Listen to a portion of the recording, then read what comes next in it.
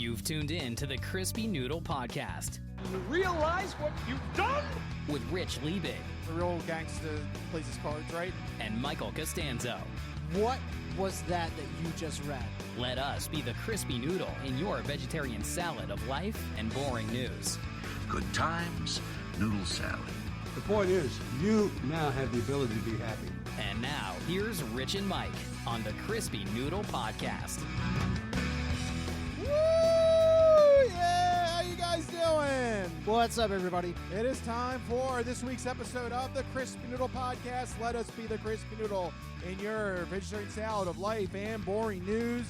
We got some sports, we got some entertainment, and we've got some odd news coming your way in this meal for your mind. How appropriate for Thanksgiving week.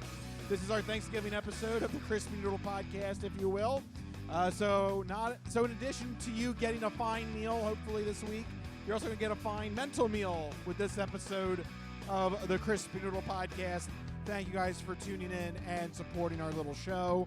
Before we get to all of the news at hand, Mikey, my friend, how are you doing? How's Costanzo country as we're about to enter Thanksgiving? Doing good. Doing pretty good. Been very busy recently. Doing lots of house stuff. It's fun stuff. Sound very excited. I'm thrilled. You ever take wallpaper down? No. Yeah. I put it up. Why would you do that? That's how I got my Darth Vader wall. Okay, fair enough. Look, that is a good use of wallpaper. Look, it was a Darth Vader wall, all right? I had to get it. No, see, that's good wallpaper. Thank you. That's good wallpaper. I've seen the wallpaper. It's not dark. It's fun. It's like vibrant. You know what I mean? So we're taking down wallpaper, and it was like this really dark, like gothic style wallpaper is the best way that I could describe it. And the wallpaper itself came down great. It's the glue. So yeah, you have to heat the glue up, right? Yeah, so we have a solution that kind of like dissolves it and makes it easy to scrape. That's fine. The problem is the scraper itself is just the worst tool I've ever used in my life. Like it gets so gummy and so gunked up. You are just going through paper towel, just constantly cleaning it. It just takes forever. So yeah, we've been doing that.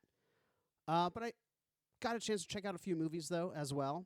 I was able to watch Jurassic World Rebirth, the fourth Jurassic World movie. Wait, so this is the fourth Jurassic World movie? Yes. How many total Jurassic Park movies are there now? 7. Dear God. And I know you love dinosaurs. I do. I love dinosaurs. That's like 5.5 movies too much. Yes, thank you. That's too many. Yeah. So Jurassic Park, you need it. It's a classic. 10 out of 10. No complaints. Lost World, it was fine. Parts of the first Jurassic World were okay. Everything else, Jurassic Park 3, Jurassic World 2 through 4, completely unnecessary. Don't need it at all. If you like dinosaurs, go watch any of the numerous dinosaur documentaries that have come out, like on Apple TV Plus, and there's one on PBS. Like, there's so many out there, and like really good ones too. Jurassic World Rebirth, it was a disaster. All right, well, totally unnecessary. That's big words coming from Mr. Dinosaur over here. My big complaint was this. I got to tell you about this. Yes. There was a point at the movie where You stupid fucking dinosaur! Was Mickey Minaj there? she could have been in the movie. Get the f*** out of here! That dinosaur been working my motherfucking nerves all night. She brings more all night, more passion and emotion to her dialogue than any character in the movie did. So all night. Thank you very much. That dinosaur been working my motherfucking nerves all night. Oh my gosh. Well, I got to tell you this part of the movie though, because the way they presented it was like, it was so just blatantly like, oh, it was almost like a presentation of like how the movie was going to go, like an outline. They're like, we need to collect 3 samples, one from a land dinosaur, one from an aerial dinosaur, and one from an aquatic dinosaur. I'm like, what is this, a video game quest? Yeah, it sounds more like a video game objective. It was just so awkward the way that, and it made no rhyme or reason. It was literally the very definition of a video game fetch quest, but turned into a 2.5-hour movie. And who's starring in this movie? I don't even know. I think it was Scarlett Johansson and a bunch of nobodies. Because it's not even. Oh no, it had Mahershala Ali randomly. Really? Oh, yeah, oh, and I'm Scarlett surprised. Johansson. But everybody else, I don't know. I couldn't tell you. Money definitely There brings were out the no worst in people. velociraptors either. Oh, what's happening? No, this movie was so gimmicky. It was like the main villain dinosaurs were they were both hybrids. Like, why hybrids? Nobody asked for this. You stupid fucking dinosaur! Get the fuck out of here! Dinosaurs are cool enough. You don't need to make hybrids. They're already cool. I don't care what Nicki Minaj says. She's wrong. She's I'm sitting here with a literal dinosaur t-shirt. She is wrong. They're cool enough as they are. You don't need hybrids. I don't understand. Like, I understand Jurassic Park, Jurassic World. There are sci-fi / horror movies if you want to really frame them that way. But I think they're taking the monster motif too far. Anyway, Jurassic World Rebirth, not good. Taking Down Wallpaper, also not good. That dinosaur been working my nerves all night. It did. It was working my nerves all night. Very good. But Rich, what did you get up to this weekend?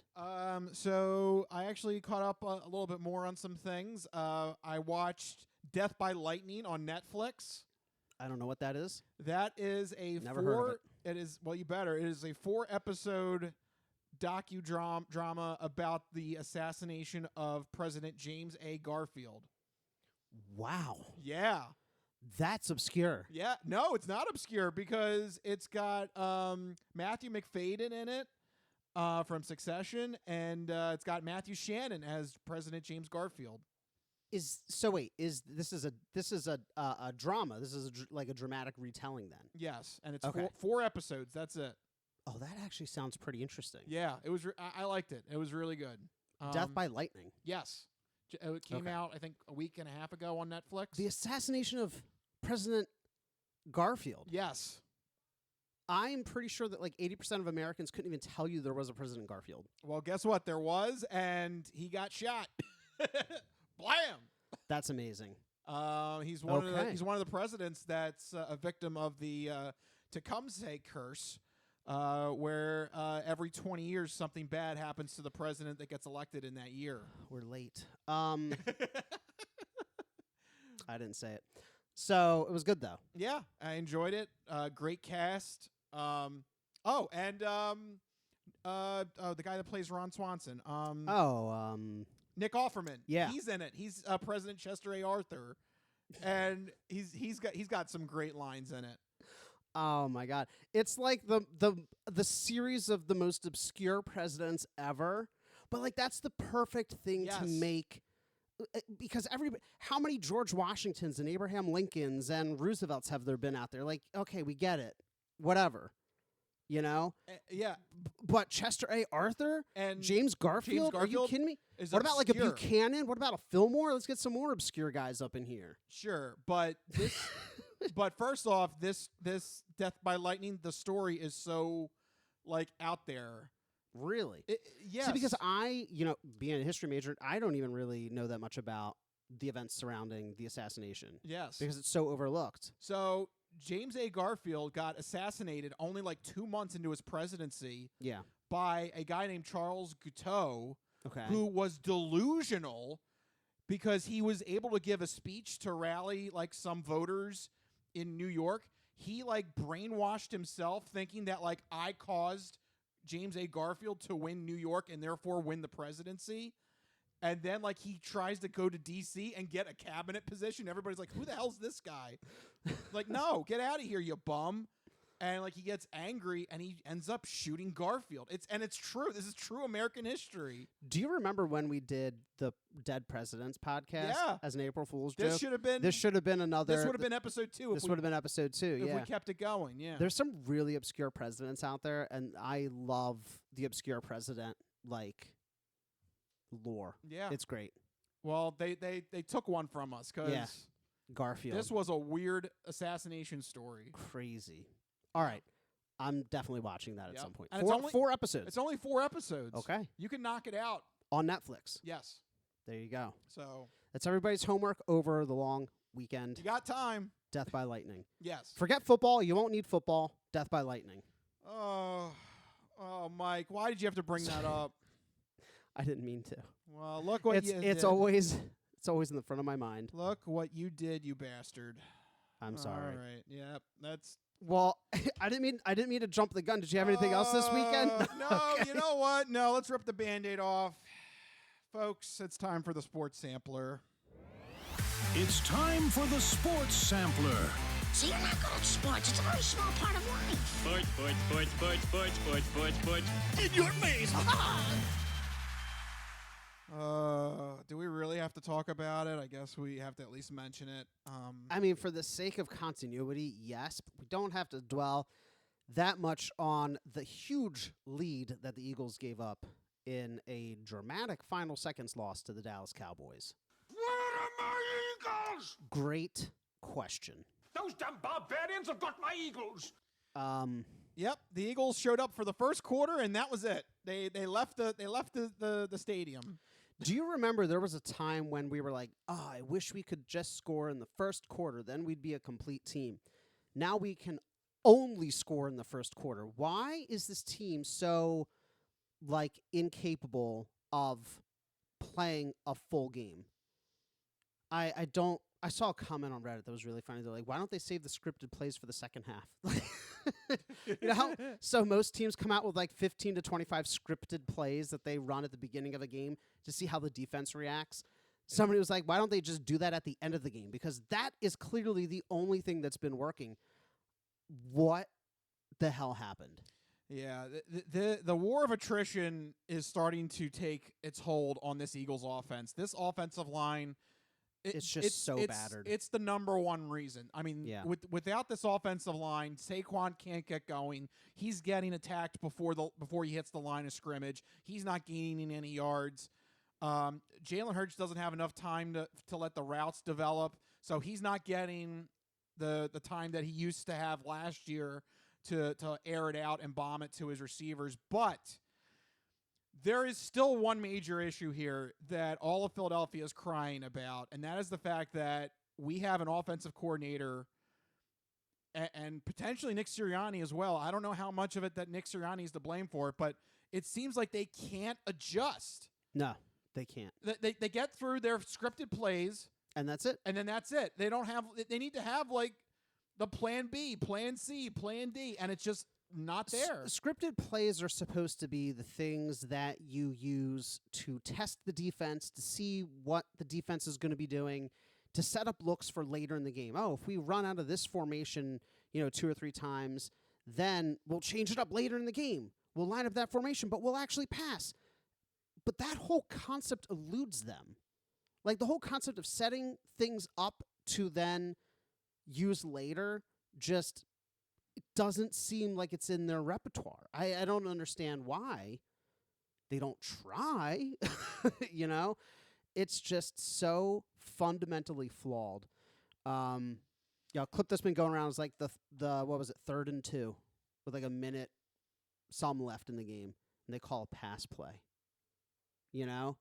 It's this game really highlighted to me the biggest difference between this year and past years is that when we would go up 21-0, we would put our foot down and run it straight down the opponent's throat. Yeah, Over and over again, and it's game over.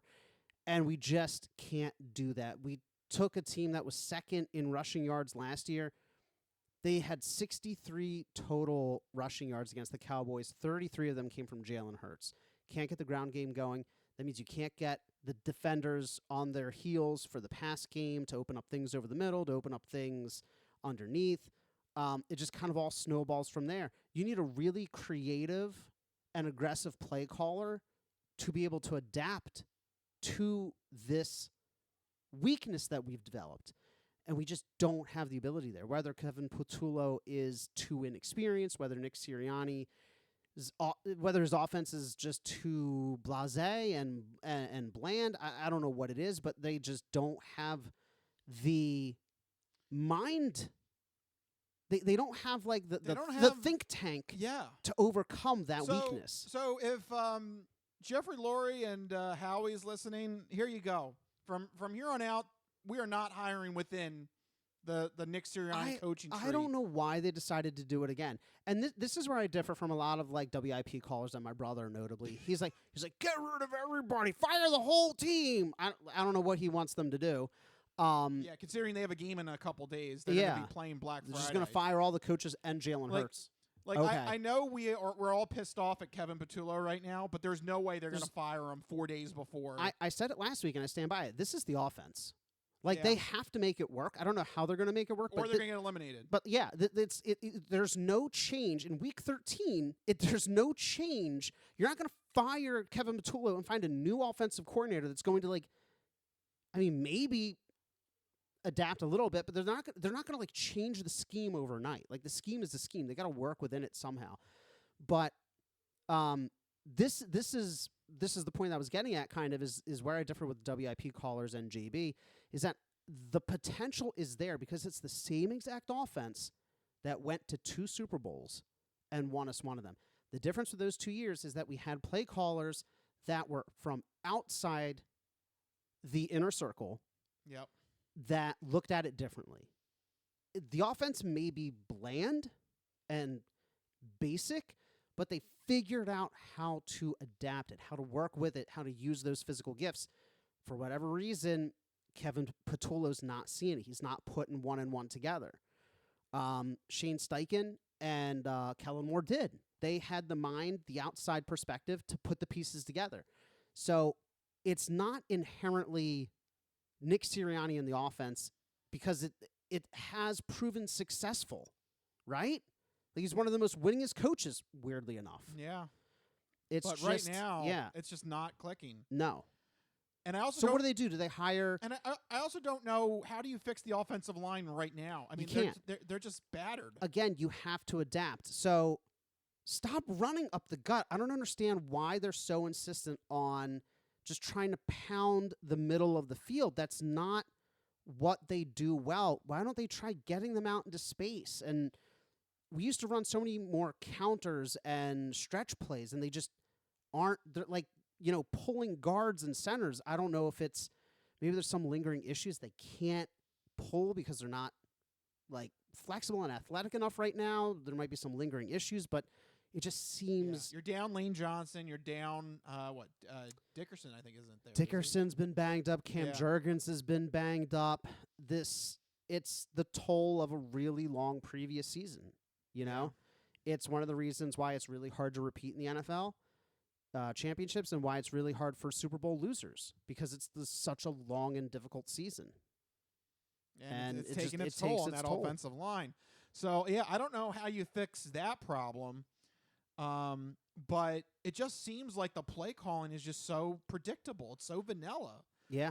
A.J. Brown runs like 3 routes. Yeah. Like, it's either straight, out, or button hook. That's it. He doesn't do anything else. Like, how has that not been addressed? They run so many hitch routes and so many go routes. It's ridiculous. Like, it doesn't. 4 straights. Oh, my God. Yeah, no, really. It's all verticals or it's all. I feel like I'm playing like Madden 2003. Yeah. It's like, oh, this guy will run a hitch or a curl and the guy will streak. It's like the most basic route combination, but like NFL defenses are so much more athletic and advanced. Yeah, that's not going to fly. It's not going to work. And they refuse to attack the middle of the field and intermediate routes. Well, I think that's the one weakness Jalen Hurts has. He's not good at that like 10 to 15 yard pass. He likes to go deep and he likes to keep it short, and it's been successful in the past. But again, you got to mix it up. You got to mix it up. He can go over the middle. He can go intermediate. It's just he doesn't prefer it.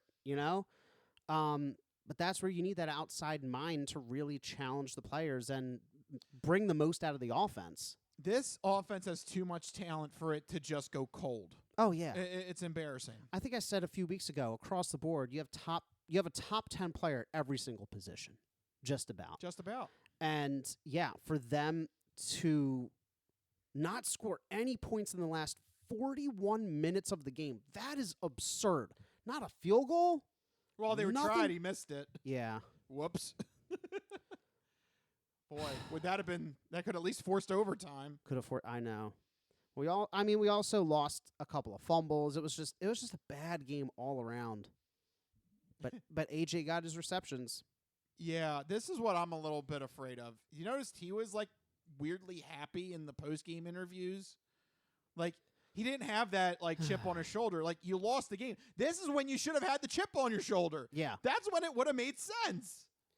And instead he was like, you lose a game. I don't want to believe he's in it just for the stats because he didn't seem like that kind of person.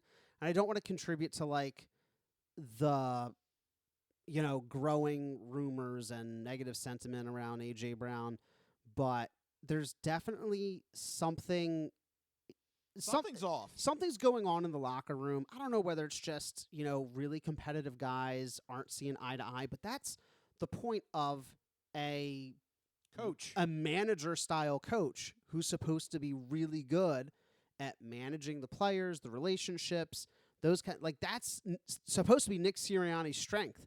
So where is that? Yeah, what's happening here? His players are, and I hate to say it, but my brother called it in like week 1. He's like, this is 2023 again. I'm like, all right, relax. But yeah, this is a long time coming. I thought the problem was going to be Packers and Lions. I thought that was going to be we handled that. the panic button. We handled that. Instead, the panic button is the Cowboys and the Bears. Yeah, we got to talk about Go figure. Yeah. So I want to put Cowboys week to rest. It was not the Cowboys week we were anticipating. Let's look forward, perhaps, right? Yeah, I think we need to do that. So let's move forward. We are going to look at the schedule for the games ahead. It is time for our Fantastic Four picks for this upcoming week. All right, Mikey, here you go. Let's think. Put on the thinking caps. We have music again. Yeah, I'm trying to get this one out. Let's okay. see. Let's see what we feel like. All right. Well, first up, we have... What do you want to talk about? We have a classic here on Thanksgiving Day. It's a division rivalry, a battle for the NFC North. These two teams are neck and neck, the Green Bay Packers at the Detroit Lions. They're right in the thick of things in the NFC North. Rich, who do you like in this one? It's a tough one. It is, but I'm worried about the Lions all of a sudden. They have not looked good the last couple of weeks. They needed a come-from-behind game against the Giants. They almost blew that game. I don't know if it's too many risks that's being taken in Detroit, but that Lions team doesn't look as dominant as they did last season. The Packers, on the other hand, they do have their issues, but I feel like they're more fixable. And even though they've lost a couple of wide receivers, they have guys like Christian Watson that have stepped up. Yeah, part of me is thinking that the Packers might be able to really make a statement in this game on Thanksgiving Day here. Yeah, this is a really tough one. You're right that the Lions are a bit shakier than past years. What's his name? The coach, Dan Campbell. Campbell, yeah. Had to take over play calling duties. It's never a great sign. And the record reflects that they're still in the thick of things, but clearly not as strong as they were last year. That being said, I do think that they might have an opportunity to right the ship here a little bit. They did have that tough string of a few losses to, who was it? The Eagles, and just barely eking out against the Giants. But I don't know. At home, Thanksgiving, this is their thing, right? They play every year. It's kind of like their game. It's their thing, but it doesn't mean they win. No, that's true. That's true. I still like them in this matchup, so I'm going Lions. Okay. Next up, we have a battle for the AFC South. The Houston Texans are traveling to Indianapolis to face off against the Colts. I did not think the Houston Texans would be here at this point in the season, still pushing for a playoff spot, but they are still very much in the hunt. Rich, who do you like in this one? I mean, I'm not going to overthink it. I know the Texans have had a little bit of catching fire to their season lately, and they've got hope again. But the Colts still have just impressed me so much this season. And even though they lost to the Chiefs, it was the Chiefs, and they almost had them. They had a lead on them going into the fourth quarter. I am still more impressed by the way this Colts team is playing. Danny Dimes looks like he may have found second life here in Indianapolis, and they're going to be home. I think all signs point to the Colts in this one. Yeah, the Colts have been one of the biggest surprises of the season. Granted, they do have a weaker division, but still, 8-3 is not an accidental good record. 6-5 is, maybe, if you're looking at the Houston Texans. They're really, the culture is firing on all cylinders. Danny Dimes, Taylor has been tearing it up.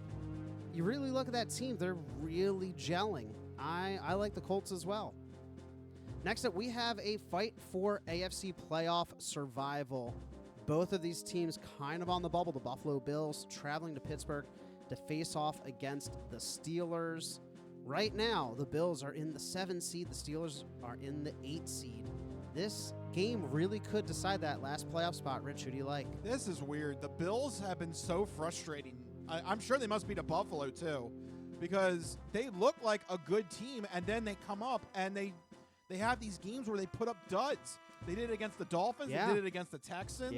They had a great showing against Tampa Bay, put up 44 points, but then lose to the Dolphins the week before that. Yeah, I don't know what to make of this Bills team, and that's very frightening considering that they have Josh Allen, who it just seems like they're wasting away his prime.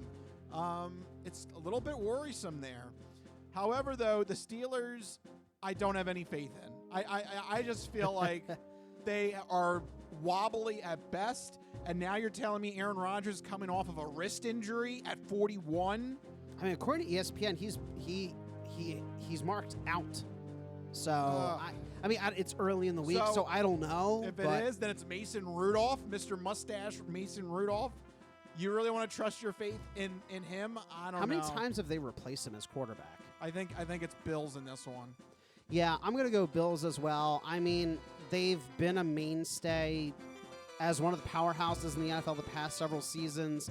This year, not as much as previous ones, but the Steelers, they're really struggling to find an identity. Aaron Rodgers was supposed to be the answer, and he's been okay. But if he's even questionable or potentially out, then, that I think any hope they have is slowly flickering away. Yep. I'm going with Bills, even on the road. And finally, we have our very own hometown Philadelphia Eagles playing host to the dreaded Chicago Bears. Rich, Chicago Bears sneakily leading the NFC North. Makes sense. I passed on Caleb Williams in my fantasy draft when I could have had him, and this is what I get. Caleb Williams now is having a freaking MVP season. I hate to say it, the Bears, they got grit on them. They are winning these games. It's like you forget about them, and then they come back in the third and fourth quarter, and they pull off like these one-possession wins. And as a reminder, they're in a really tough division. The NFC North is very difficult, right? The past few years. The Chicago Bears are the Vikings of last year. Yeah. They're pulling out these crazy one-score games in the fourth quarter, and the chips just seem to fall their way. It's the complete opposite of the Eagles on Sunday.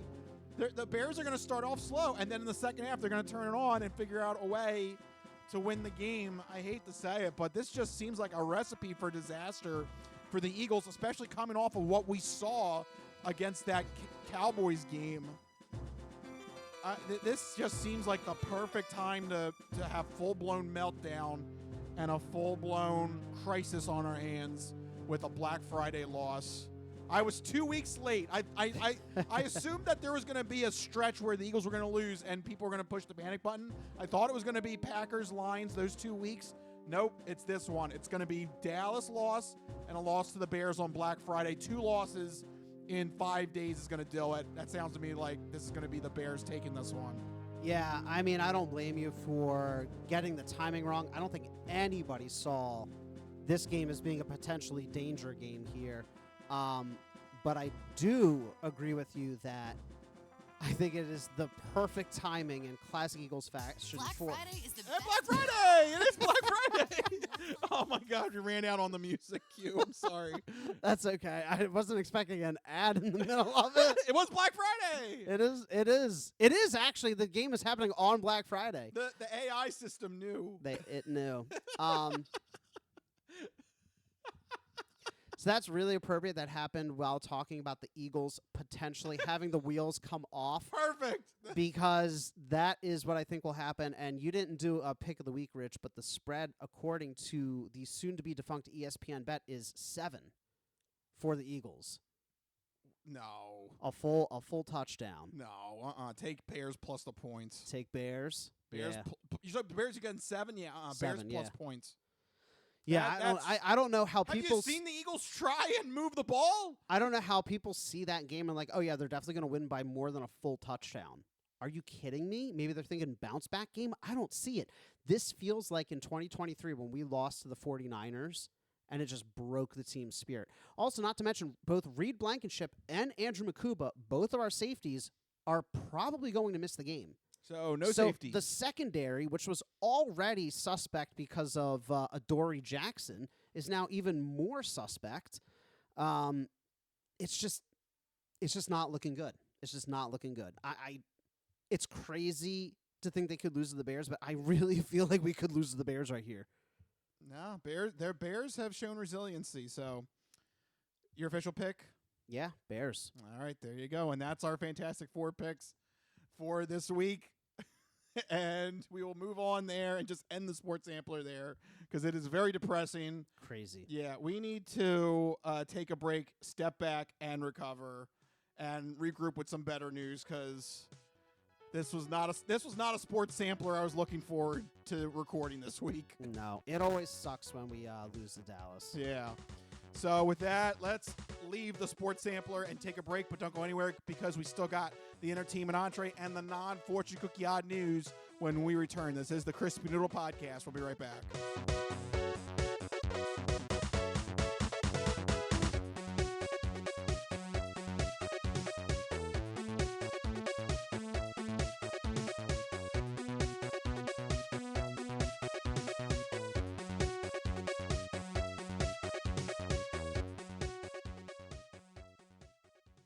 Ready for the weekend?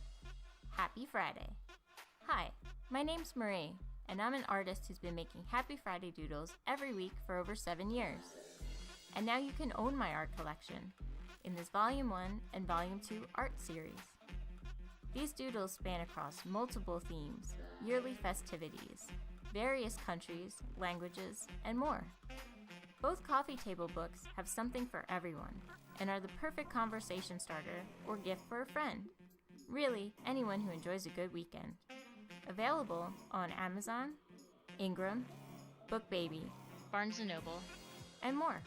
Visit happyfridaydoodles.com/books and get your copies today. Let's celebrate the best day of the week.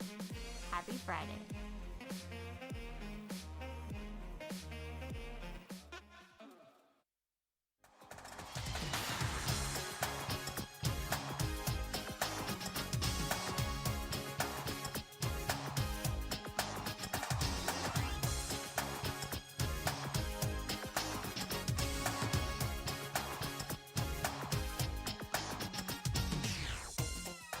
Yeah, we're back here on the Crispy Noodle Podcast. All right, we are officially leaving that desolate realm of the sports sampler. It really was bad. So bad. It was a horrible weekend, actually. The Eagles lost, the Sixers lost, and then the Union, I think, got knocked out of the playoffs. It was it's weird how, like, there are just days where it's just, like, everybody sucks in Philadelphia. I mean, earlier when the Phillies were eliminated... That was a bad day, yeah. That was a bad day. It was Eagles like every lost. Single Philly sports thing was like Eagles bad. lost, Penn State lost, and I think the Sixers lost. Yeah, it was crazy. Yeah. It's funny how it happens like a wave. Well, I mean, the classic adage, right? When it rains, it pours kind of thing. That's Philadelphia sports. Yep.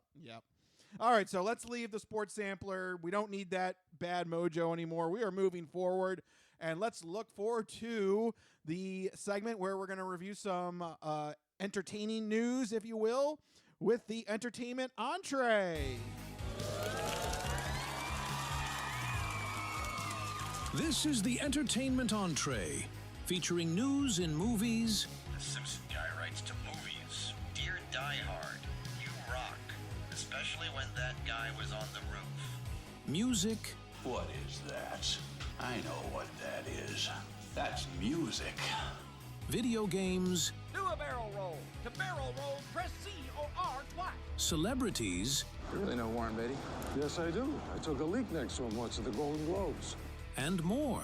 You were the all-singing, all-dancing crap of the world. It's time for the entertainment entree. All right, we are officially in entertainment entree territory, and let's kick it off with the segment where Mike is going to let you know what you should keep an eye out for this upcoming Thanksgiving weekend with new movies, TV, and video game properties in Mike's This Week in Entertainment.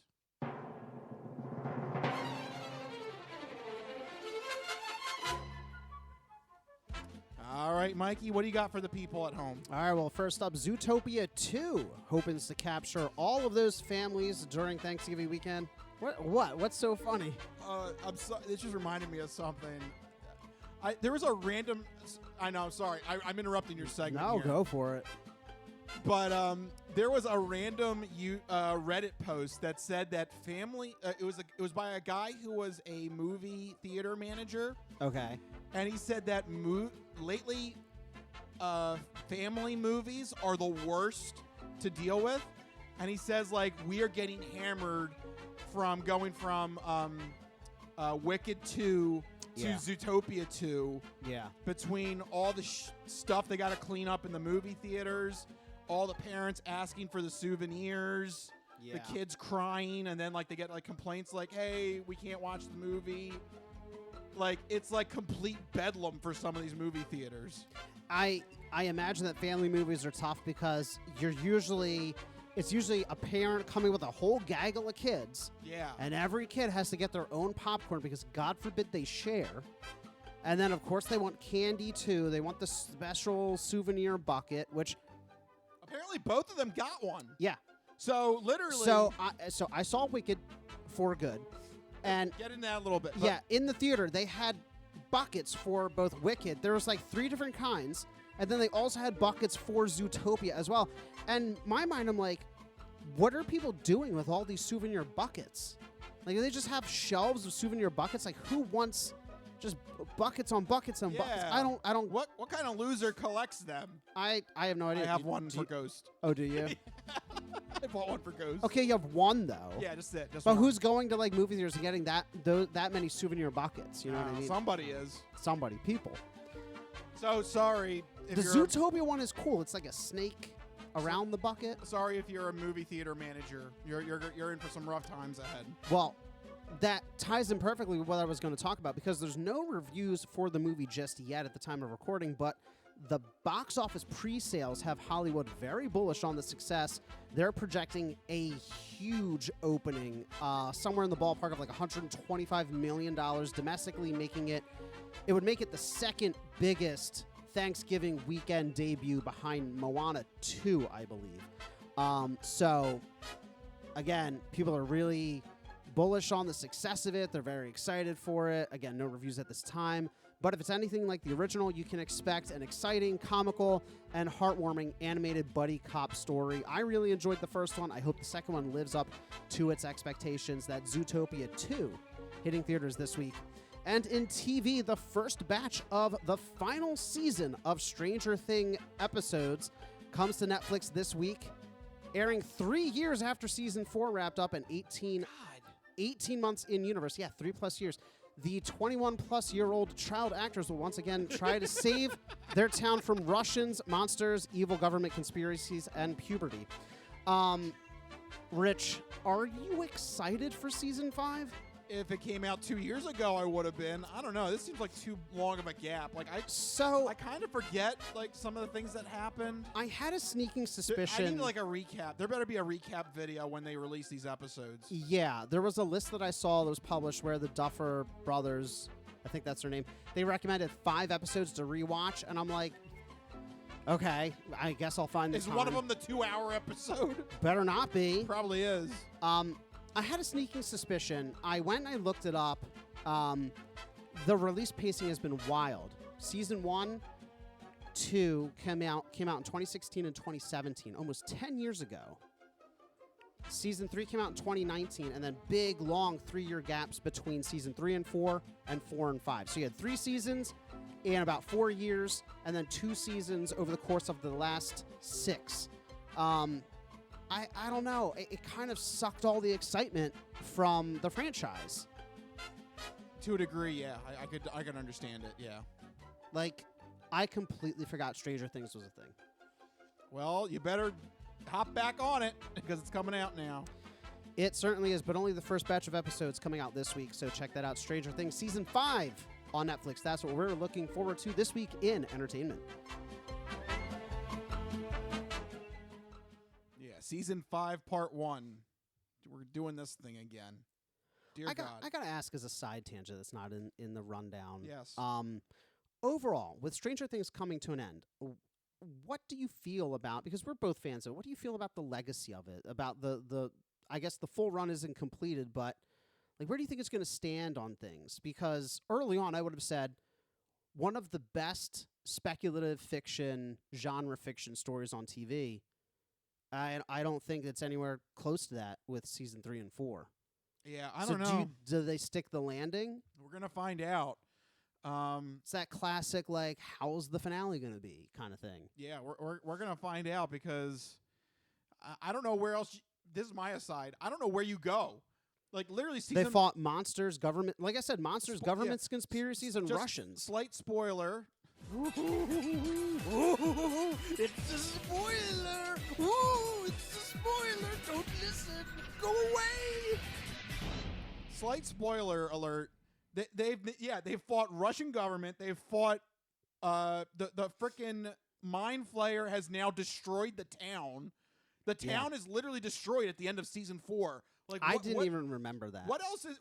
Like, is the entire United States gonna be at risk? But it's also 18 months later in universe. Yeah. Like, what? I don't understand. Like, how the story can't get bigger. Also, how unless it's space? Are we going to space?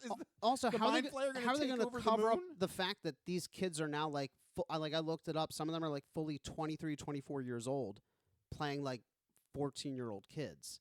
Is there not some kind of like mental disconnect there? Well, I mean, look. I guess you can suspend disbelief. Look, it's not the first time this has happened. I mean, Remember the Titans. Yes. What? Grease? They're supposed to be like 16, 17-year-olds. They're like full-grown adults. Hey, Rizzo, what are you doing? Like, my favorite is Remember the Titans because one of the actors is like seems like they're like actively balding, playing like 15-year-old high school athletes. It's crazy. Yes. He's got a pack of smokes in his. Yeah, right. Hey there, Junior. Yeah. I am also a child. Like, okay. Yeah, I don't know how I feel about Stranger Things. The production has been so plagued with issues. It's taken so long to get the seasons completed and released. I feel like it was part of that initial wave in like the mid to late 20 teens where it was like speculative fiction and genre fiction were all the rage. You had like Walking Dead, Game of Thrones, Stranger Things. Everyone's like, it's cool to like sci-fi and fantasy. And now I feel like we're maybe coming at the tail end of that where like it's still obviously popular, but the novelty is worn off. And now it's like, oh yeah, that thing. Do you feel a certain here? This might be a better way to describe it for you. This now seems like a chore to finish up. Yeah. Like instead of having the excitement of like, oh, a new season, now it's like, oh man, we're gonna have to block out time. We're gonna and keep in mind there's 3 parts to the final season, so you gotta keep you aware. So you gotta either watch them as they come out or wait until they all release to binge watch them, which is what I'll probably do. Okay. I don't think I'm going to watch them as they come out. I hate that. Either do it weekly release style or give me all of them at once. Why are you teasing me? Yeah. I got more important things to do. Come on. Yeah. you bought a house. Yeah, he's got really. things to Come do. on. I am on a strict timeline and budget here, all right, people? So that was just a brief aside on Stranger Things. I feel very mixed feelings. It was one of my favorite shows, but over the past several years, kind of just, It might be one of those things where you only recommend the first or the first, season or the second season or something I feel like that. like the first season was like mostly totally fine. Like you could watch it in a silo and kind of be okay with it, right? Yeah. Like it was ambiguous and nebulous at the end, but like a lot of good shows sometimes are. So I don't know, maybe just the first season. Yeah. So I've thought about some shows that I watched in the past. The one that comes to mind is Sons of Anarchy. Yeah. I love Sons of Anarchy, but I will say that there's kind of like a middling point where the show kind of went a little bit off the rails, in my opinion. Like if I was going to recommend it to somebody, I would probably say you're good with the first 3 seasons. How many seasons did it run? They did 7. Ooh. Wow. And I would say, yeah. And you stuck in there for all of them. You pretty religiously watched it. I liked it. I enjoyed it. I had my fun with it. Yeah. But if I was going to like try and actually like critically think about it and be like a critical, give a critical review on it, I'd probably say the first 3 is like the gold. Yeah. I feel like a lot of longer running series have that moment. Of course, the classic ones being The Office and The Walking Dead. Yeah. After departures of certain characters in both series, there's really no reason to continue. Yeah. In the case of The Office, it gets markedly worse. And in the case of The Walking Dead, it kind of loses its identity and departs so far from the comics that, I mean, the characters don't make sense anymore, Yeah. I think sometimes you can have that kind of like fragmentation where you're like, yeah, I love the show, but like it's only kind of these usually elements. When major characters leave a show or when there's like a cast shakeup, there's like a good like break. You know what I mean? Or you have to end on a season where there's like a satisfying enough of an ending of that chapter that you can be okay with not finishing the rest of it. Yeah. So we'll see if Stranger Things ends up being a show like that, because I feel like in isolation, season 1 was mostly fine. They saved the day. The kid may or may not still have some lingering issues, and I think 11 had sacrificed herself, right? And like people, you can be okay with that as an ending. Yeah. So, and we never got justice for Barb either in all of this nonsense. Yeah, so whatever happened to her? I don't know. She fell in that pool, never came back. Never came back. And all nobody she wanted to asked. do was go swimming. Nobody asked. Nobody asked. Poor Barb. Did they ever stop the Russians? I don't remember. Yeah, but it's not like they stopped the entire Russian army. They're probably going to come back. Communism is still a thing in their world, right? Right, because it's in the 80s. It's so stupid. Yeah, see, this is I don't know why it got stupid. I don't know. I understand that communism was a thing in the 80s, but like your show wasn't about it, and then all of a sudden it was like American flag waving, like fight the communists. And I'm like, that's not what this was about. This was about kids playing D&D. What happened? Yeah, so like I don't know how you make the universe bigger. Like space, like you said, space. Are we really going to do the final frontier? Mind flayers in space? They're coming for you. Vecna's going to build a lunar base.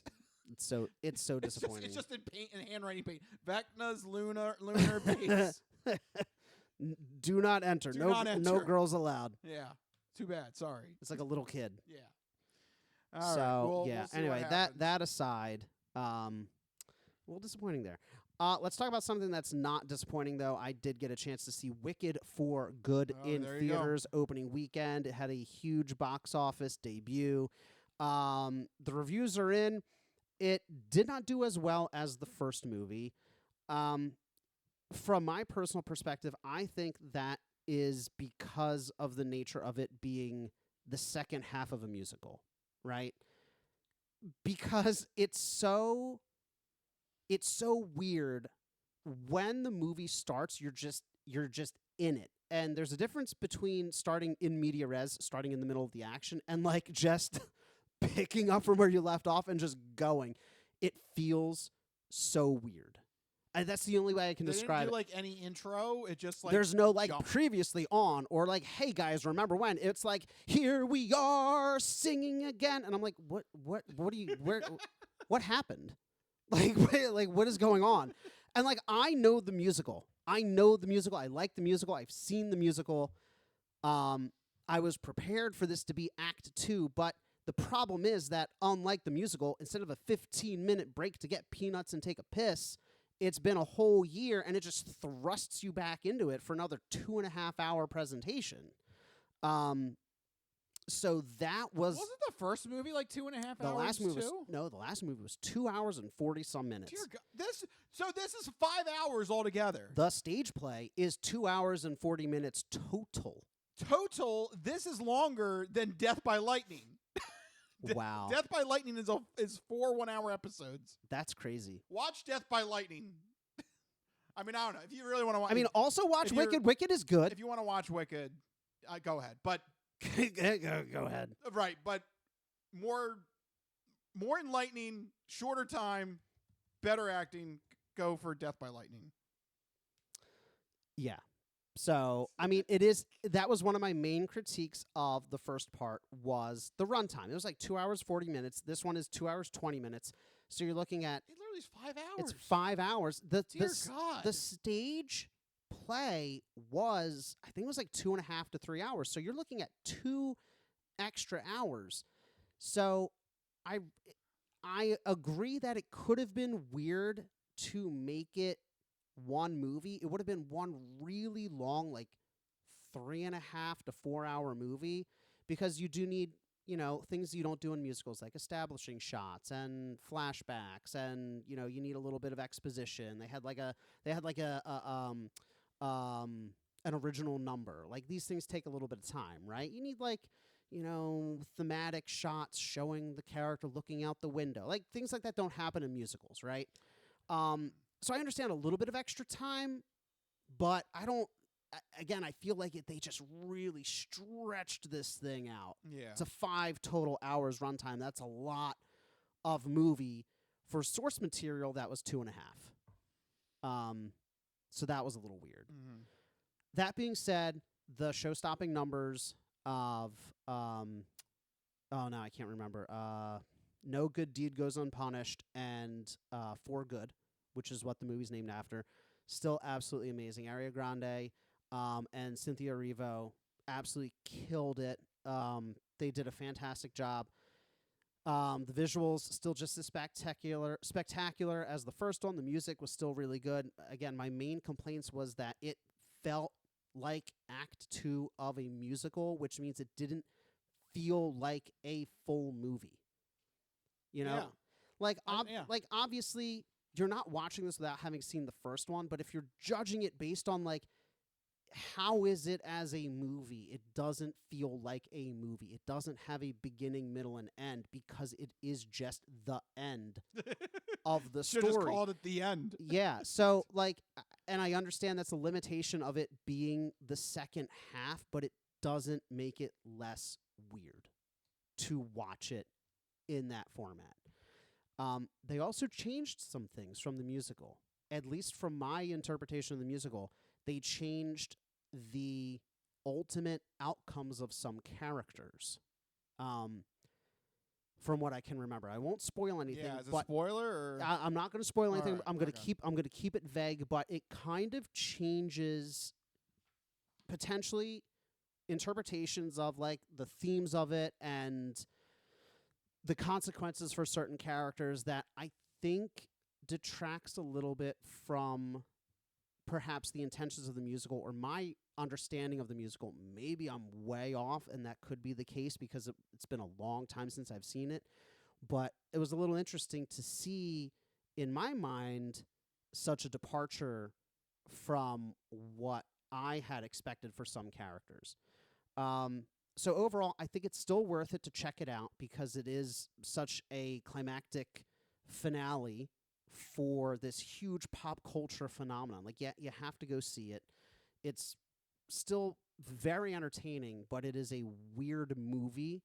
And if you know the stage musical, you might be left wondering why they made certain changes at the end. You may feel some kind of way about it.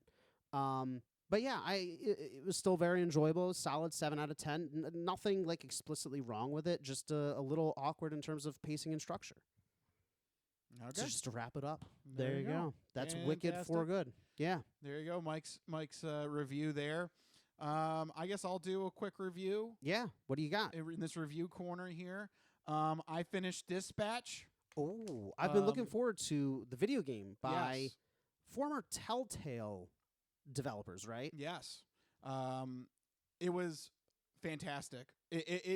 I love this era we're in where I feel like these small video game developers are doing just as good, perhaps even better than EA and some of these bigger conglomerates.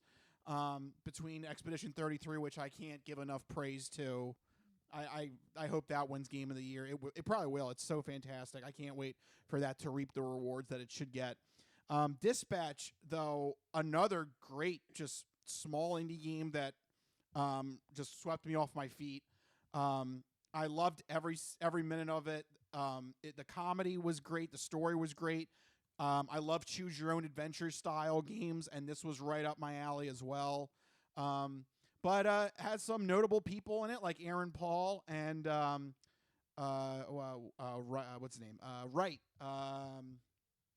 I forget his first name now, but he was in Westworld and the Bond movies. Jeffrey Wright. Jeffrey Wright. Thank you. American Fiction. Yes. Was another good one. Yes. So there is some star-studded potential behind the acting crew in this one. Sort of the premise of this video game is basically a defeated superhero has to take an office job where he dispatches a team of former villains to heroic to heroic scenarios where they have to save the day. Oh, that's a great concept. And basically, it's like Suicide Squad done better. I'm so happy with the story. It doesn't take itself too seriously, but it still has that right blend of just like drama, cuteness, comedy, some high stakes. It's fantastic. I was blown away by it. I bought that game on the recommendation of our neighbors. They were like, "Oh, you got to try this game." I'm like, I don't know. I love when... And it just blew me away. I love when you buy a game on a whim, especially because I think it's at one of those price points where it's kind of like, why not, right? I think it's like $20 or $30. I think it's $30. Yeah, so it's not like a full like $70, $80 game, so you don't feel as bad about it, and it being a bite-sized package is even better. I love those kind of games that really just take you in, sweep you off your feet, and I've really been in the indie space and loving those games, and they're great for in between those big, huge AAA, like you play Ghost of Tsushima or God of War. In between those kind of games, you need little tiny experiences to kind of like cleanse the palate, and remind you of games that are just like for the sake of fun, right? Like it's not like a huge blockbuster. It's just a really well-crafted story and gameplay. Yeah. And I love experiences like that. I'm going to buy it on your recommendation because right now I'm busy doing house stuff. I don't have time for Expedition 33. I don't have time for Ghost of Yotei. Which is a shame. Expedition 33 is going to win Game of the Year. I know. I feel it. I feel it in my bones. I know it is. Just going based on the press. Dispatch is probably going to be easier to swallow right now. I can do like an 8 to 10 hour game. Yeah, and they're also divvied up into 8 episodes. Perfect. So you know exactly like, okay, I need to take a break or something. You know exactly like perfect. when You're it's like, time. I'm going to play an episode tonight Right. or this weekend, Right. whatever it is. Yeah. And they're all out, so you can buy the whole game and you're good to go. Awesome. So highly recommend Dispatch. That's what I took care of over the week as well. Nice. So there you go. Our review corner. Review's done. For the entertainment entree. Let's move into the third and final portion of our show. It's time for the non-fortune cookie odd news. Snack time! Oh no, what have you done? What is the charge? Eating a meal? A succulent Chinese meal? Oh, Howard, excuse me, but your wife's cookies are out of this world. Who told you you can eat my cookies? You've opened up the non-fortune cookie odd news. Holy shnikes. Mandada basata. I don't make this stuff up. No, go past this part. In fact, never play this again. I'll take a pound of nuts. That's a lot of nuts! That'll be $4, baby! You want fries with that? And you, sir, are you waiting to receive my limp penis? Oh, it's Hoagie Fest. Let me pull over this asteroid. What? This is the non-fortune cookie odd news. Oh, these cookies! Put that cookie down! Now! What does Rich have in store for us? So, sit back, get everything you need to get from the kitchen. Be sure to empty the bladders, go to the bathroom, because you're in for a hell of a ride. All right, there you go. That's a way to start off the odd news. I still love the new sounders. They're so good. They're so weird. They're so wacky, just like the non-fortune cookie odd news here in this segment. Rich researches the news, he reads the news, and he reacts, and I react to the news. Whoa. Uh-oh. Got carried away there. But the trick is that he keeps these stories hidden for me, which ensures that all of my reactions are my genuine gut reactions to hearing this story for the very first time. That means I don't know what's about to happen. You guys don't know what's about to happen. And even Rich doesn't know what's about to happen because these stories always take us down wacky and wild paths. And I'm ready to get started. Where? Rich, where? All right. Well, look. Why? It's one thing when I research my odd news from my local or my normal sources of information. Yeah. It's another when I find odd news from the front page of the Associated Press. Oh, no. Yeah, you should be worried. That odd news story went too big. Yes. It was right on the front page of the Associated Press today, and I had to just do click save. Oh, boy. Because this is another one of those stories you're just like, I can't believe this is... Every now and then it pops up like every 2 or 3 years we get a story like this. The ones that make it big. You mean that and this type of story? This type of story. Okay, all right. So, Mike. Oh boy. Yeah. This is one of the rare ones, I guess. This might be. I think you've mentioned that this is one of your biggest like fears or like. Boy. Okay. Yeah. Now I'm a little worried. But it did happen, and the Associated Press has confirmed that a woman in Bangkok shocked temple staff when she started moving around in her coffin as she was being placed for cremation. No, God! No, God, please, no! No! No! No! The evidence has been falsified! Yes. Dude, you got to double tap them. Yeah, that's come all on. I'm saying, man. Get the little Pope hammer. Knock Get him the on little head. Pope hammer. You awake? You awake over there? Wake up that ass. Come on. That is terrifying. Yes. That is terrifying. Wow. Yes. Just wow. Exactly. Okay, so this person was being pushed into the oven, and she's like, "It's getting toasty in my box." What exactly happened? Something on fire? I smell something burning. Oh wait, that's me. So they were getting ready for cremation. Yes. Oh my gosh. So according to Pirate Zootopia, okay, who is the general manager of Wat Rat Prakan Tham, which is a Buddhist temple in the province of Nonthaburi on the outskirts of Bangkok. Very brave doing this story, Rich. I know, but I'm reporting the news. You have to. I'm reporting the news. The general manager told the Associated Press on Monday that a 65-year-old woman was about to be cremated when staff suddenly heard a faint knocking coming from the coffin. No, God! No, God, please, no! No! No! No! You're gonna be okay. Say the goddamn words. You're gonna be okay. Oh, God. Say the goddamn words. I'm telling you right now, I would not be okay. I would have dropped a deuce in my pants and run out of that room if somebody started knocking from the inside of a coffin. I'm telling you right now, I'm gone. You had to mention you dropped the deuce? Yeah. I couldn't say it the other way. I'm trying to keep it clean. Hey, was that Mikey over there? What the hell? A little remainder over there. What the hell? Yeah, I'd be frightened. Yes. Well, how would you react? Oh, yeah, there'd definitely be You'd shock. be like, boom, gone. Yeah, what the hell's happening? And you don't over even here? necessarily believe in that stuff. Well, first off, you wouldn't catch me at a crematorium. I don't like fire. I don't That's like flames. also true. Yeah. Yeah. I'm not. We're the last two people that should be inside a crematorium. Yeah.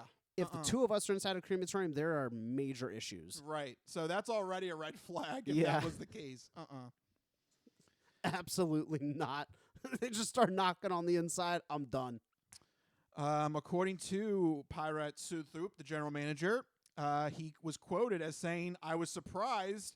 I asked our staff to start opening the coffin, and everybody." I was surprised. I guess when you do that for a living, nothing really bothers you. You're like, huh. Weird. I guess we'll check it out. Yeah, let's check it out. That before dude. we throw her in the oven. Yeah. I guess we should make sure they're dead, right? I asked the staff to open the coffin, and that's when we saw her eyes open. Oh my God. Terrifying. Yeah. Terrifying. But why did she why was she in the coffin? Like, how are you? I understand, like, they mistakenly declared her dead. But think about all the time it takes to get a body into a coffin. Like, wherever she died, they had to transport her. They probably put her on some kind of stretcher, some kind of table, did some kind of examination. She was out through all of this? According to Pirate, the brother of the woman said that she had been bedridden for 2 years. Her health deteriorated, became unresponsive, and then she appeared to stop breathing 2 days ago. But there's, like, no tests? They don't hook up a heart monitor to be like, is she dead? They're just like, she's not breathing. I guess she's dead. Yeah, I don't know. Yeah, some people breathe. They don't have machines in Bangkok. They don't have. I guess not. No machines. Yeah, they don't have like any. They don't have that like boop boop boop. They don't have anything like that. Right. No? Where's the boop boop boop machine? Yeah, where's the boop boop? I don't know what it's called. Everybody's got. Every doctor's office has a boop boop boop. Every medical show, it's in the background. It's always there. And Boop, when boop, boop, and when yeah. stuff goes right, it goes boop boop boop boop boop. boop. Right. Yeah. Where is that? And when it goes really right, it goes boo. They didn't. Where was that machine? Where's that machine? And also, what is it called? I don't know. We're bad at medical stuff. We're so bad. I think it's. I don't even want to try. I don't even want to try. We roll at disadvantage when it comes to medical issues. We don't know anything about this. I don't know what to tell you. All right. So I can't wait to see the transcript of this episode. The boop boop boop machine. The segment's just going to be called boop boop boop. If we say it enough, Spotify is going to classify the chapter as boop boop boop. Woman goes boop boop boop. That'll be funny if that's what shows up for the. But legitimately, the though, how did they not check the boop machine? Yeah. Because some people just breathe very, very shallowly. So they might be mistaken for not breathing. You know what I mean? They could also do like the finger under the nose test to feel if there's any air coming out. Like, there's so many ways to test. Yeah, I don't know. So all right. So here's another part of the story. She was being taken care of at a temple. That's why they didn't have a boop machine. Yeah, Wat Rock Pakam Tam Buddhist temple. Dear God. I understand it's a cultural and religious thing, but it sounds like you were just saying sounds rich. No, that's the name of it. Okay. Wat Rot Prakan Tam, which is a Buddhist temple she was being taken care of at. The temple offers a free cremation service to its patients. Absolutely not. What do you mean free? we feel bad for you. I'm all for free things, but cremation I feel like should not be, because if they're doing it for free, they're definitely not testing you on the boop boop boop machine. Okay? That's all I'm saying. And the brother accepted when they thought that the woman had passed away. But she's not booping. No, she's not booping. I guess that's why it's a temple that boop boop boop that doesn't fly well with meditation and. I can see it being very distracting. Yeah, you're just going and then you're boop boop boop boop boop boop. Yeah. No. I don't know what the name of that machine is. Boop boop boop. Yeah. I have no idea. Just a heart. Heart monitor. Is that what Maybe it is? that's it? Are we that stupid? You have a Google in front of you. I don't know. What am I supposed to search? What's the boop machine? Go ahead, Rich. Tell me what to search. What's the boop machine? Yeah, I'll search that. What's the heart boop machine? Heart boop machine. Here's AI overview. The heart boop machine is not a standard medical term. It is likely a colloquial or informal term referring to one of several types of medical devices related to the heart. The heart boop machine. That's the official name now. Make it so. Make it so. Everybody out there, make that a thing. Google AI overview thinks I'm literally an idiot. Like, what's wrong with this person? The heart boop machine. Anyway. So echocardiogram? Sure. There you go. That sounds more formal. A cardiac event monitor? I guess that's the closest thing to that, yeah. I like boop machine. But you were saying, we like boop machine better, yeah. Let's so there was no boop machine at the temple. Yep. They should invest in one. So here's how she got saved, instead of saved by the bell or something like that. She was saved by paperwork. The temple manager... What do you mean saved by paperwork? She had to knock on her coffin. The temple manager had to coordinate to get the official death certificate ready for the woman before they could throw her in the oven. Oh, okay. So it delayed her. Yes, the paperwork. Damn government paperwork. Was she like in a coma or something? Was she just napping this whole time? It just her health deteriorated and she became unresponsive. She was bedridden for 2 years. I mean, I guess, yeah. If you're that. But she somehow mustered the strength to knock on her coffin door? She woke up. She woke up in the nick of time, yeah. I guess so. And thankfully, because they were taking a little bit of time to process her death certificate, that bought her some time. Wow. And that's when they heard the knocking. She was reassessed and sent to a nearby hospital. Thank God they put her in an actual medical facility that has the boop, boop, boop machine. And not on an altar with no boops. Would it kill them to literally get one boop machine? Or to just do a basic test? Like tap her, flick her on the forehead. Hey, no. You awake? Pope hammer. The Pope hammer. I want the Pope hammer out and hit her on the head. Like... Nothing. What do they do? Put a little mirror under their nose to see if it fogs up. Like that one. The brother was like, she's dead. They're like, okay, into the furnace. Yeah. There's no thought behind it. If it wasn't for the pesky death certificate, they would have burned her days ago. Oh, that pesky death certificate. Paperwork. It'll be the death of us all. Yeah. Well, for that woman, it saved her life. The one time. Yeah. The temple has announced that they will cover all of her medical expenses. Well, yeah. And they wish her a speedy recovery. And they say, but when it is time, remember, it's still a free cremation. That's right, free cremation. Can they redeem that another time? Is it like a coupon code? They only get one use? Like, how does this work? You get a little card. You get a little card? Yeah, it's on your person. And if you die, I guess a punch card wouldn't work.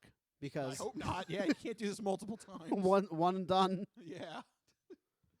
So yeah. Oh man. You get the card on you, and then when they check you, there you go. Oh, she got a card. All right, she's good. There you go. Validate. We we validated. Validate the cremation. Yeah. What? That's something else. Yes. So, and that was on the Associated Press website. Wow. So. That made it to the big leagues. Right. It's one thing when I find odd news in my usual sources. It's another thing when it's splattered right on the damn AP website. Yeah. I was like, damn, can't question that authenticity. No, that is legit. Yeah. All right. Let's see. Do I have time for one more? Yeah. I'm never going to say no to more odd news. All right. One more? Yeah.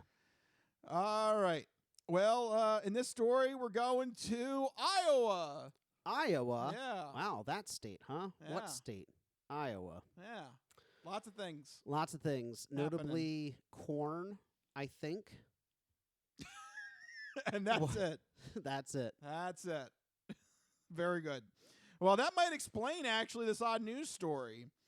That is because, according to Iowa cops, They confronted a man who just pulled over in his 2012 Chevrolet Impala, removed his pants and underwear, and showed off his genitals to oncoming traffic. Well, it was very erotic. Yes, indeed. It was erotic. Yes. Sure, why not? Why not? Why not? What else is there doing in Iowa? That's the second most exciting thing they've seen on the side of the road other than the corn. Yeah. Corn and porn. Here you go. Corn and porn. Here you go. Corn porn. Yeah.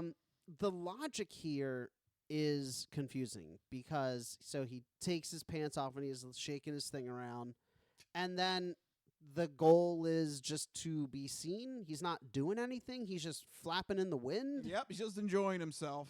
Well, it was very erotic. Yes, indeed. It was erotic. Let's get to bashing butts as well as D's nuts. He's just enjoying the old prairie breeze. Yes. This is 30-year-old Danon Airy. Something was airy. Yeah. He actually got bored and did this twice last week. So he actually got away once and came back and did it again. Okay. Well, it was very erotic. Yes, indeed. It was erotic. I guess it's Iowa. There's probably like 4 cops total. I guess he thought, yeah, if I didn't get caught the first time, I'll you're do not it gonna, a second time. You're not going to get me a second time. Did he go back to the same spot? Please tell me he at least picked a different spot. We don't know. There's no way to know. It doesn't say exactly, no. It just says off of the highway. So if you do it fast enough and in the right spot, you can do it and get away without anybody being able to catch you. It's true. Yeah. Well, the second time wasn't the charm. The police immediately pulled over and asked him why he was doing this.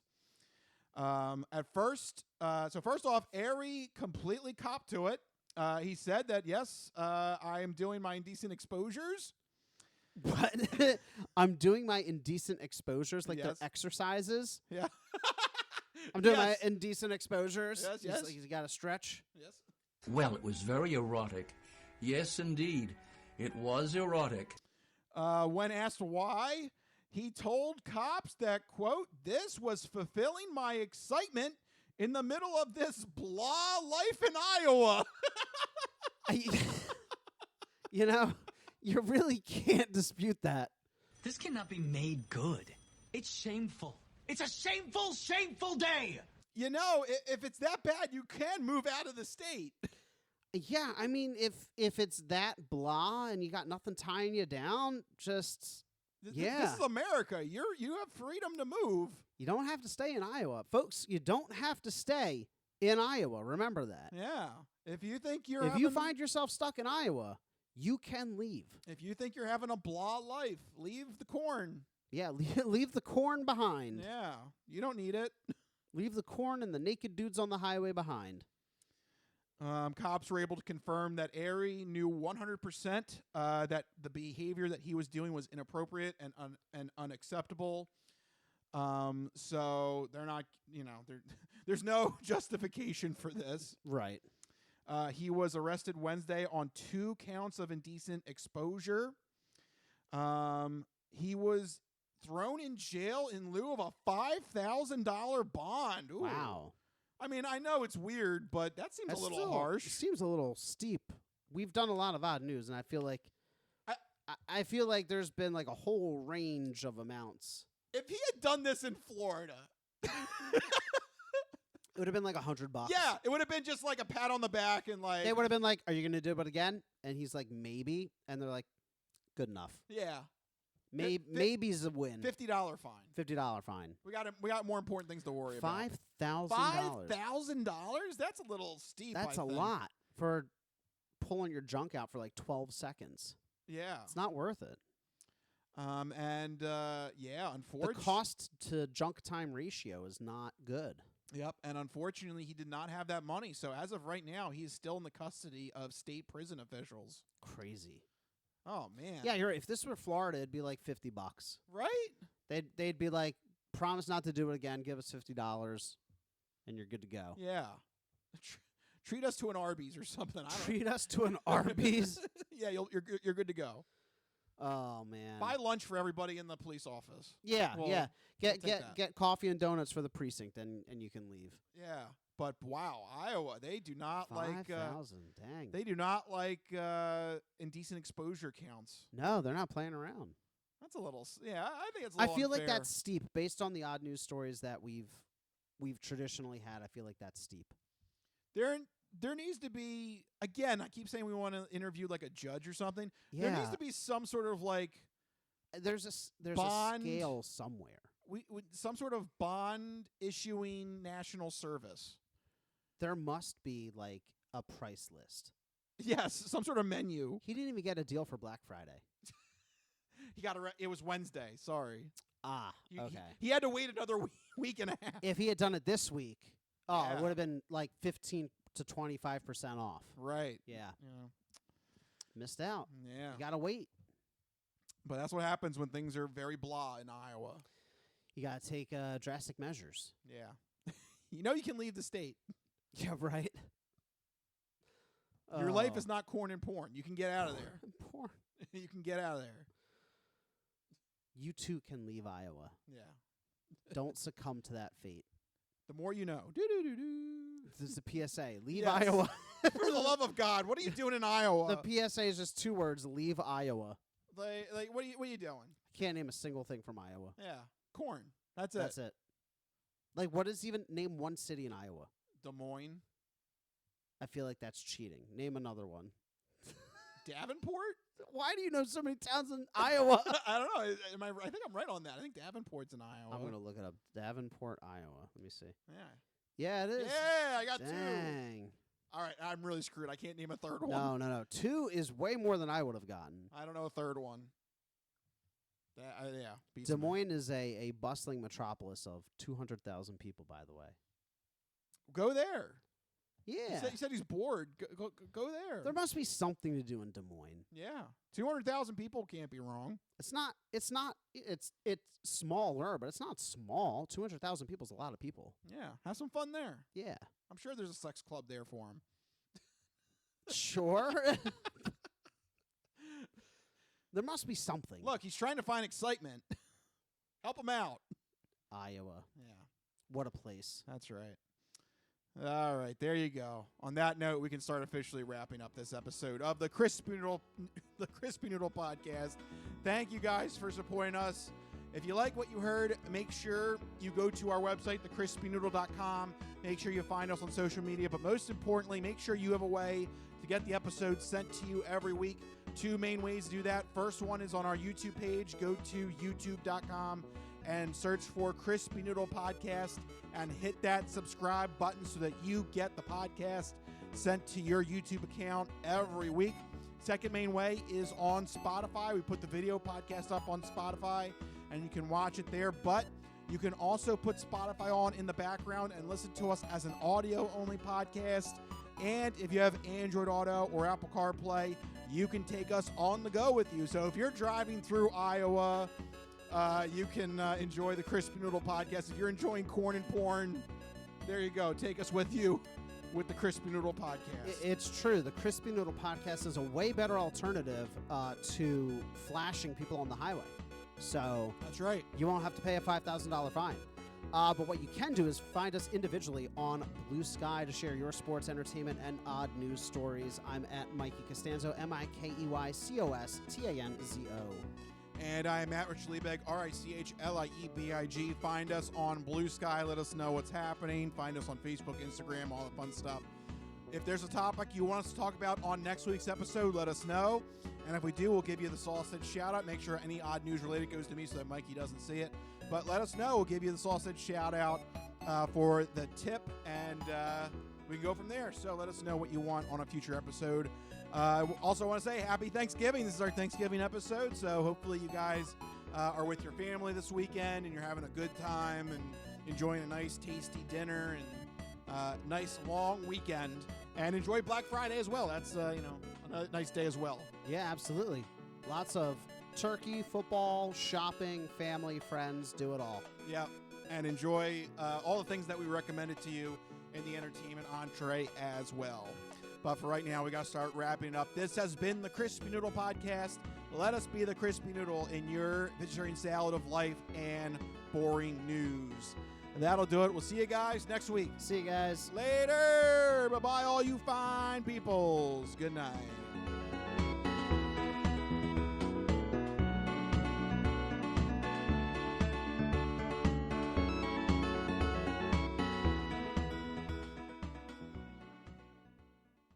Some of us have great stories, pretty stories that take place at lakes with boats and friends and noodle salad.